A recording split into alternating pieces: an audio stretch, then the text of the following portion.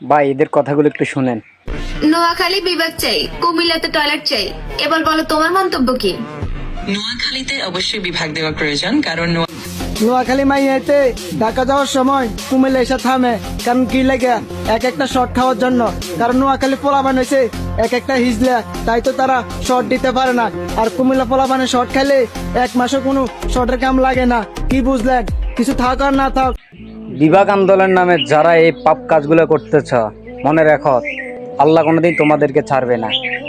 আন্দোলন করতেছ ঠিক কথা, তবে অশ্লীল গালাগালি একজন আরেকজনকে, এই আন্দোলন আমি তো আর কোথাও দেখি নাই। তোমরা বুঝাচ্ছ তোমরা বিবেক পেয়ে গেলে অনেক বড় কিছু পেয়ে যাবে। হ্যাঁ, এটা কি সত্যি? না না না, এটা সত্যি না। একদিন বুঝবে।